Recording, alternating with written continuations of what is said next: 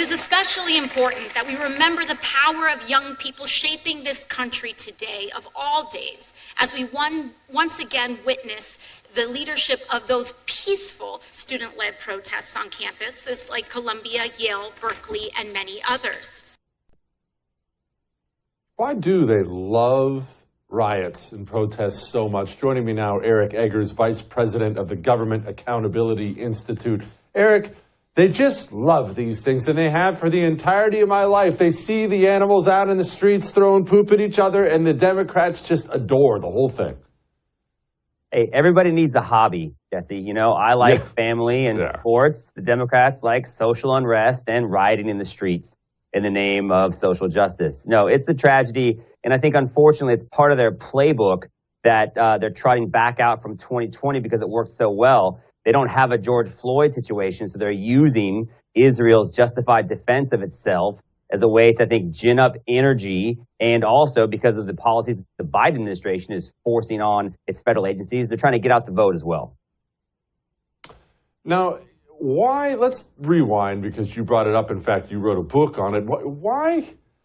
Why does it work for them in the past, even when Republicans are in charge? Why does it work? Why did the George Floyd protests work? And this is also going to work? I don't understand. One was a Republican president. This is a Democrat president.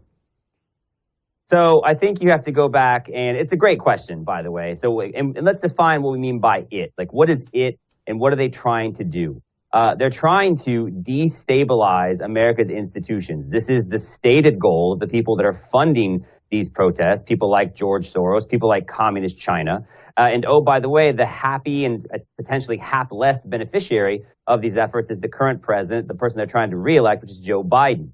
So what they're trying to do is trying to engage people, because like if you're a voter, are you really excited? If you're somebody that's excited about Palestine, you're excited about pro-Hamas protests, does 81-year-old white guy Joe Biden really excite you? Are you fired up to go turn out to vote for him? No. But you might be fired up to turn out to vote for a social justice cause you believe in, like an oppressed person who killed by the police, like George Floyd, they believe George Floyd was. And you might be fired up to go turn out to vote on behalf of these hapless Palestinians that they're being told by these paid Palestinian organizers to do. So I think it's a get out the vote effort. And so that's why I think it will work, because while they're trying to get out the vote, this is something George Soros has spent money on. He also spends money on weakening election integrity mechanisms. So people, whether or not you should be registered to vote, you're going to be able to vote in the name of democracy. 4 years ago, it was the name of global health. This year, it's going to be the name of social justice and democracy. Yeah, of course it is. What about the people who block the highways? You see people all the time confused what they're doing. This isn't winning anyone over. You always see people say that when these dirty hippies are shutting down the highway. This isn't winning anyone over. Eric, they're not trying to win people over. We still don't understand that, do we? We don't. And now I have to say, I live in Florida, so I don't see people blocking the highways, because in Florida, we just arrested 9 people on the University of Florida's campus, 5 at Florida State University in Tallahassee, where I live, and others around the state for doing far less. They've passed laws because they recognize the threat to a civilized society that these protesters left unchecked can pose. And so we don't have that problem here, thanks to the efforts of Governor DeSantis and the legislature, but they do absolutely have that problem elsewhere. It's crazy to me. You played a clip from Ocasio or AOC saying that these protests were peaceful, because the images I've seen coming out of Columbia actually looked just like January 6th, the worst of what they presented from the halls of the Capitol. So it's crazy to me that on the one hand, one image can be this existential threat to democracy. On the other hand, it's evidence of a peaceful collection of college students. Why are colleges this bad? Do you think they've learned their lesson at all? I think I already know the answer to this question, but it's really bad. Very clearly it's bad. The faculty's bad. Students are bad. They've allowed it. They've encouraged it. They've created this environment. You think they have regrets? How did it get this bad? Yeah, it's a good question. And I think, unfortunately, it's one that goes back a long time, because people like George Soros, people like Communist China, and the people that have made money from there, like Joe Tsai and Roy Singham, who invest in these organizations that pay for these groups to show up and do this. By the way, no less than New York City Mayor Eric Adams said that we know these are outside protesting organizations that are forcing these things to happen. So this is, but but you only need like 1% of these people to make this happen. And then the rest of these, the soil is very fertile. Let's put it that way.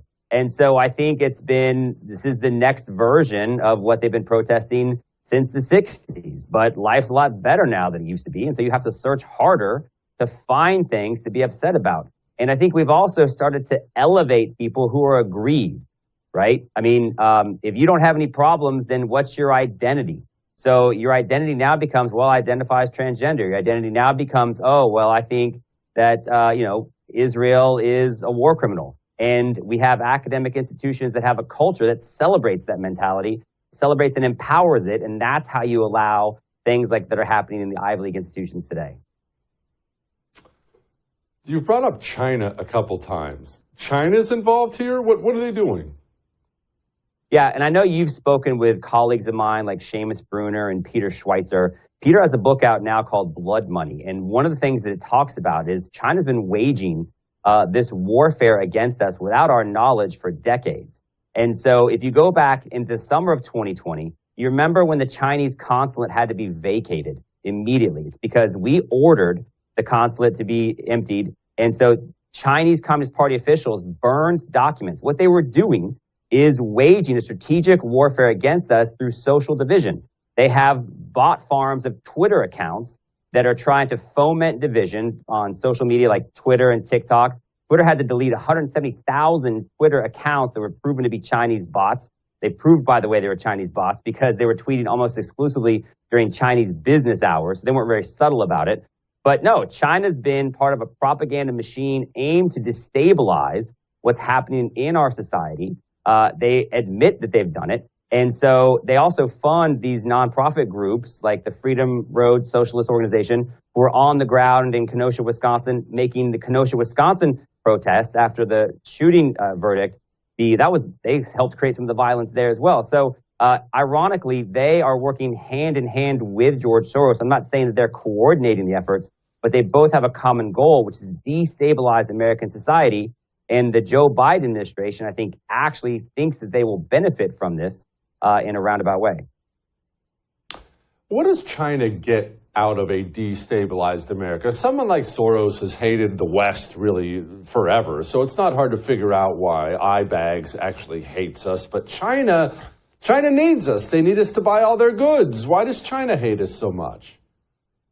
China hates us for many reasons. I don't think we have enough time in this program to get into that. But basically, they're mad at us from the Opium War from a couple centuries ago. They see us as the biggest global threat to their geopolitical influence globally. And I think they know they can't beat us militarily. So they're waging war against us through other mechanisms. They're waging war against us through the fentanyl that they send into this country that's killing 100,000 Americans a day that comes via their partnership with the Mexican cartels.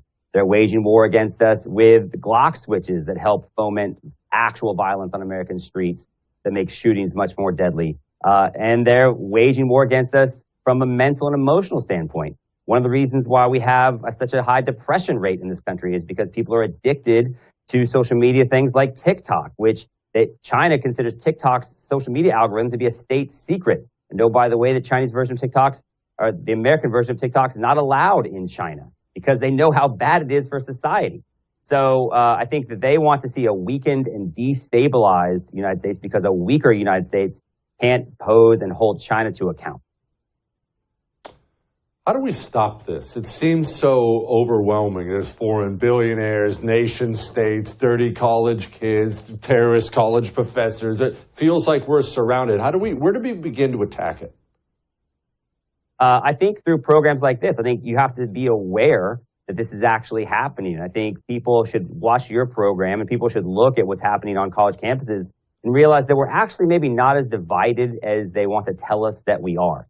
We're actually being manipulated by bad foreign actors to try to convince us that we're not as strong, that we're not as unified, that we don't believe as many of the same things as we actually do. So I think just being aware that this is actually not organic, this is not who we are as a country, but this is who our enemies want us to think we are, can help us take a better look in the mirror and have a more honest and hopefully charitable assessment of ourselves.